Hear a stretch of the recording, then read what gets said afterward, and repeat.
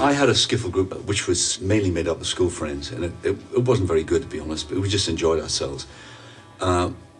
Bruce was also in a skiffle group, which was a much more professional outfit, commercially orientated, earning money, that sort of stuff. Both at school, I have to say. This is... Yeah, and we met because Bruce had brought a guitar to school, a National Steel, Bruce, which intrigued me tremendously. I mean, just the fact there was a guitar at school, but this metal-bodied guitar. And once we sort of expressed a mutual interest in music, and I found out that Bruce had this group, and then I was invited to join the group. They needed someone who could play sort of lead guitar and another singer for harmonies and things. So that's what happened. Then we start doing little clubs, didn't we? Working men's clubs, go as you pleasers, which is a kind of talent competition. In other words, you turn up, do what you want, 5-minute spot, and the audience votes. And if you win, you get like a £5, a second gets £3 or something, £2, whatever. And we did that sort of work, little. Still supposed to be at school doing homework, but in fact we weren't doing homework, we were gigging. Hank's group was the Crescent City. Crescent City, yes. Crescent City Skiffle Group, and the group I was in was the Railroaders Skiffle Group. And we'd seen an advert for a talent competition in London somehow, which was at the Granada Edmonton, and the first week of April the 6th of 1958. And you and I were 16, weren't we? Yeah. I think a Malaysian opera singer won, and a trad band came second, and the Railroaders, I think, we came third. We came third. And funny enough, on that particular day, there was a group playing called the Velvets, and Brian Bennett was the drummer on the Velvets, and he had a great sound on his snare drum. I think he had a duster or something. Yeah. And we remembered him from that day. Anyway, the two other guys in the band, so we lost the competition. The two other guys in the band said we're going home. And I think they did the next day. Or... Yeah, they went back to And Hank work. And I decided to stay in London.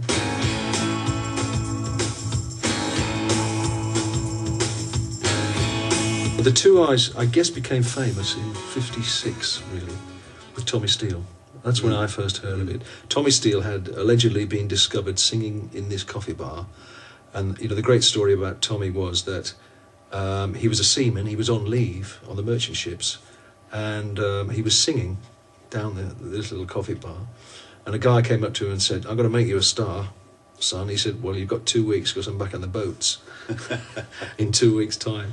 And anyway, a bit of folklore, and Tommy was, and that's when I first heard of it, and it became like a place for, I guess you'd call it wannabes now. I want to be a star. Sort of mecca. And it was only like a cavern, like the Cavern, I suppose. Small coffee bar, frothy coffee, the old Italian coffee, which we hadn't seen in Newcastle. I hadn't seen. No. It was the place. We met so many people. People would get up and jam. Can I get up and do a couple of numbers with you? We were the Geordie boys, And it was there that we got to know Brian Bennett, and Tony Meehan got up with us, Jet Harris, Licorice Locking was down there. It was a mecca for would-be musos, Yeah. We used to play down there probably 5-6 nights a week. And one night when we weren't playing, I actually was ill, I had cold or something, and Bruce was down there working, and he came back and told me that he'd seen this group down there with she's a great singer. It looks a bit like Elvis. She's dark, good-looking kid, sounds good, Yeah. We didn't know who it was, and it was only later on that maybe 2 months later, we found out it was Cliff. I was hanging around one day at the Two Eyes with a guy called Rick Richards, who was a country and western singer. We were just chatting, and this guy came in, a guy called John Foster, who was Cliff's first manager. So Rick said, "Why don't you have a listen to Hank?" And I was a little bit embarrassed by the whole thing. And Rick said, "Come on, let's get the guitars out." So fortunately, we had our guitars downstairs in the cellar. Went downstairs, and Rick sang a few things, a few Elvis songs, and a couple of Buddy Hollies, and I played guitar.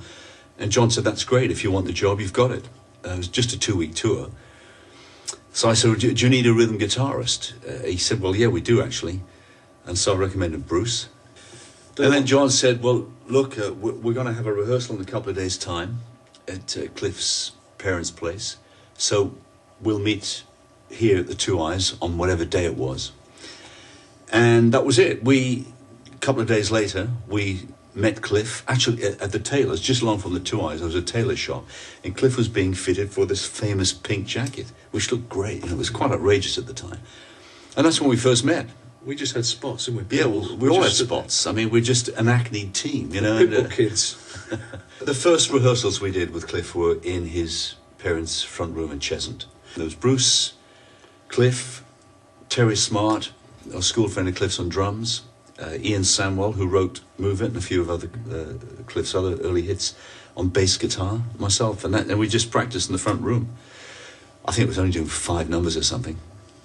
I think there was an initial period of suspicion, you know, eyeing each other up and down, you know, who does he think he is and this sort of stuff. But we got into conversation on the bus. We found out we had similar senses of humour. We liked the Goons and other things.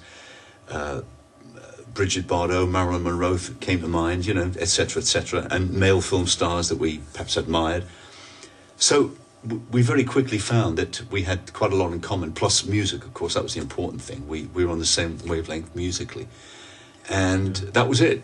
And we were off. And very quickly, during that tour, we struck up a good friendship and became more like a band rather than a singer and backing musicians. And that's really the way it was for most of the time we were together. We shared a flat in Marvin High Street, yeah? Yeah. 12 guineas a week. Cliff, Hank and myself. 4 quid each. Yeah. Yeah. And it was a big flat. It was like, I don't know, 4 beds, 3 baths, that sort of, you know, big. And big enough to rehearse in the front room. Or look as though we're rehearsing. He's got a drum kit there, hasn't he? Yeah. Behind you. Well, yeah. Very central. At least a snare drum and a hi-hat, I think, yeah. And it must have been early 50s. And that was before Cliff got his back straightened. Was Cliff Richard and the Drifters. That's right. For about 6 months, I guess? Well, yeah, until summer of '59. Yeah. And what had happened was that Cliff's records were being released in America. Cliff Richard and the Drifters, no, you can't do it. The American Drifters, unreasonably, you know, here we were for 5 minutes called the Drifters. They'd only had the name for 25 years. And we came up with names like the Four Jets and things like this. And in fact, I believe there's a record put out. There is. In America, the Four Jets, which was us. And Jet Harris and myself were on our motor scooters in Ruislip. Lido, was it a pub? Lido, what do you call it? Lido, man. Lido? Yeah, Lido. Where I come from, Newcastle, it's a Lido. And we were having a lager and lime, big drinkers. And Jet suddenly came, we were talking about the name, and he suddenly came up with this concept of the Shadows. And we thought, that sounds good. It was quite evocative of the situation, Cliff, we're behind him, but also slightly mysterious. So we went back and told the guys, they all liked it, Cliff liked it, told our record producer, he liked it. And that was it. We used to sing, Bruce and I, in harmonies, a bit sort of in the Everly Brothers style, I suppose, and singing with Cliff. And Cliff had heard us sing a few songs. In fact, it got the stage on his shows. Remember, the production got better to the extent that he would bought do a second jacket. Exactly, he'd do a few numbers. We'd sing a song, and he'd go off and come up with a different colour jacket on. He'd say, "This is big stuff." And he said, "Look, you guys should be recording, you know, writing the stuff and singing."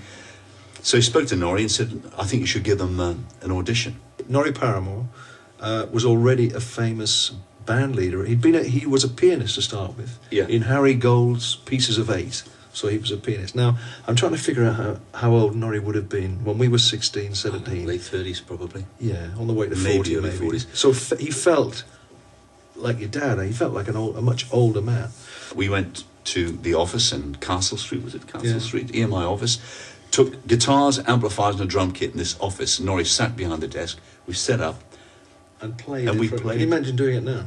a few songs and sang, and he said, "You've got yourselves a recording contract." Yeah. The good thing, as Bruce was saying about Norrie, was that I think he didn't completely understand what was going on with us. He knew it had an appeal. It was very simple, probably from his standpoint, musically. And he didn't interfere too much. We'd go away, work it out, arrange it, come back, play it. And as long as we recorded 3 sides in a session, Yeah. and he was happy as Larry. No, and I think that was happy as Norrie. Happy as Norrie. He was very shrewd, I think, in that sense, and think, well, hey, I don't completely understand this, but it works. Don't fix it. Feeling fine, stole a kiss. Feeling fine, A pretty miss gave it back, and so I'm feeling fine.